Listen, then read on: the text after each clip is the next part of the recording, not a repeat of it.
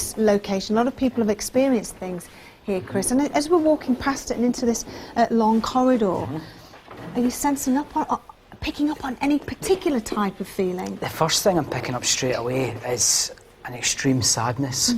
Very, very, very, very depressed, very, very sad, and it's a female energy I'm picking up on, and it's very much as if she's looking for somebody, and this person's she can't find them, and it wouldn't surprise me if she's been seen walking about this area, sort of searching for this person that she's looking for at the moment.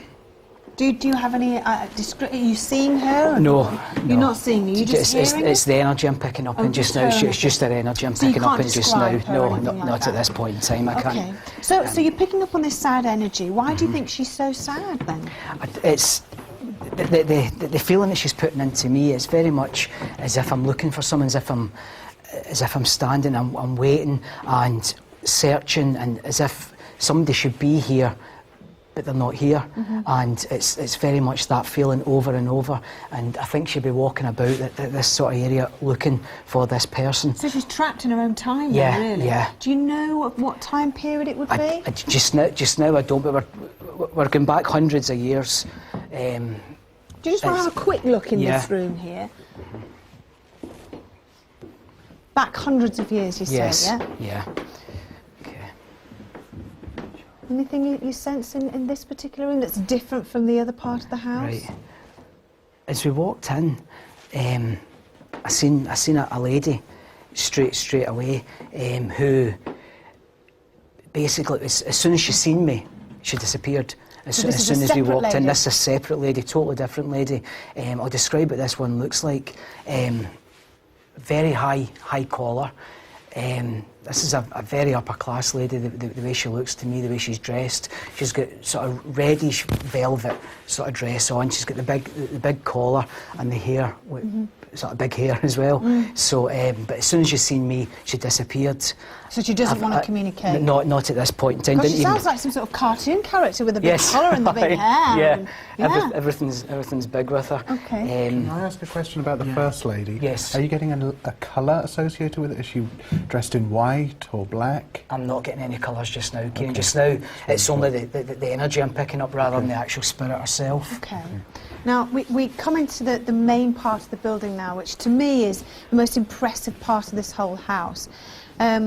It just has a fantastic air to it and the most amazing feel to it. You really can see and imagine a huge table down here, can't you? Imagine the dogs on the floor and the throwing of the, you know, it's beautiful. Yeah. What do you, I'm looking for something not obvious, if you know what I mean. Straight away, as we walked in here, I seen two spirits.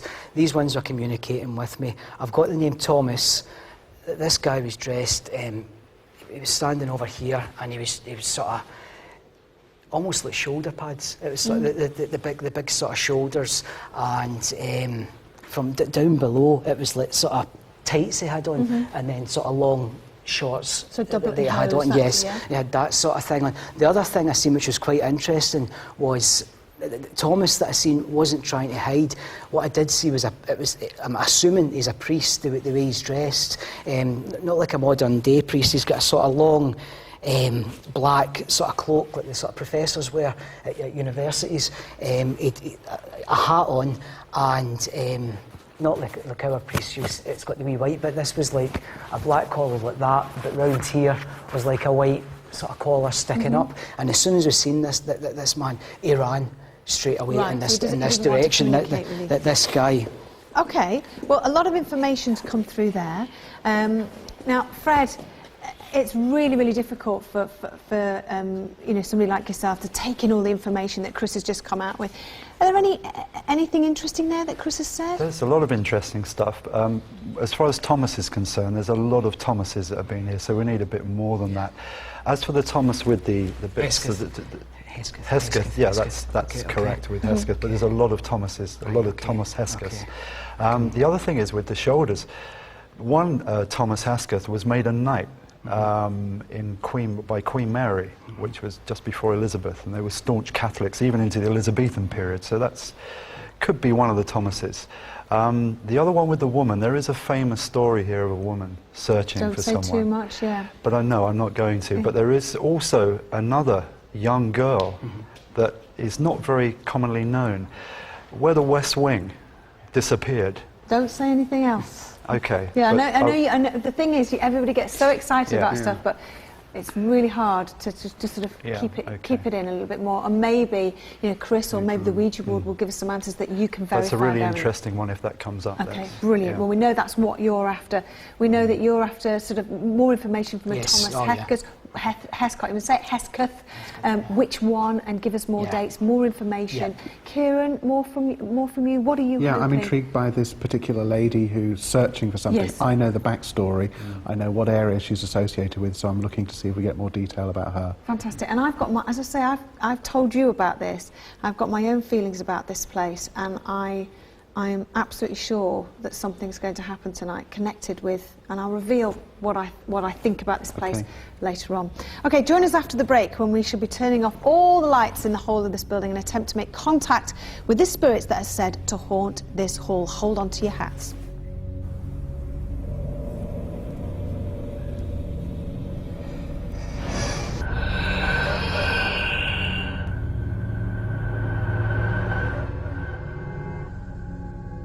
Built during the 1530s, the Great Hall is the oldest surviving part of the house.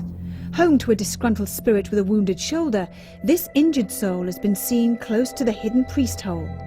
Is this the neighbour killed by the family in their lust for land, or the spirit of a priest hustling to hide before the king's men arrived? We once had a gentleman in one Sunday afternoon who was very shocked when he thought he saw some Elizabethan figures in the Compass Bay window area and wouldn't go back into the Great Hall. Also used for staging plays in the 16th century, William Shakespeare was almost certainly a member of the theatre troupe that rehearsed and performed in the hall. Could the ghostly sightings be a member of this troupe, or even the bard himself?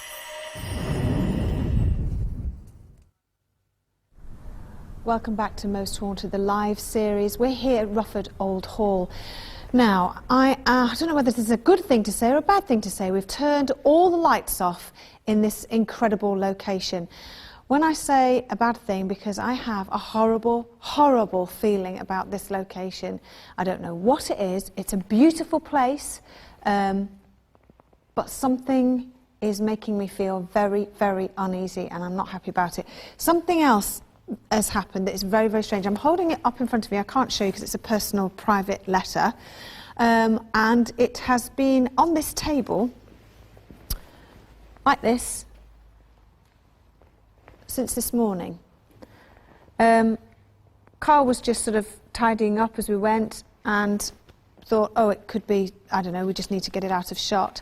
Opened it up, and it's a personal, private letter from home, which is a little bit strange because I've not been in here with my handbag or anything. Why would I have a personal private letter that I would just leave here or drop because I'm not wearing anything that I would carry that in. Carl, vice versa. It's just the weirdest thing. I'm not saying it's paranormal, but it's set us on edge, and it's just a little bit strange. Not something that's ever happened to us before on Most Haunted. So anyway, for me, I'm a little bit wary of this place, as I've already said. We're in this great hall. It is a stunning, stunning place. Simon's on camera. How are you feeling, Simon? I'm all right. I'm a bit out of focus at the moment, but... Oh, you are a little bit. There you are. We look like a couple of ghosties. Focus. There you go. There we go. In focus. Yeah, I'm on edge because of all the strange things that have been going on all day. Yeah. So I don't really know what to expect. And we had knocking and banging, didn't we, earlier on? Yes, That was we did, quite strange. Carl and Simon, where are you? It's Matt and I. We just keep walking. It's Carl and Matt. I can't see you. How are you feeling, Carl? It's really strange. When you started, it was almost like the temperature just dropped completely. When you started talking, it just went back, and I actually sort of tapped Matt because it was, you could really feel it, and it was just wrong. And the more we're in here, the worse it gets. The worse the feeling. Are you the same as me then? There's a funny feeling about this place. Yeah, I mean it's a fantastic place. I mean it's superbly looked after. It really is, and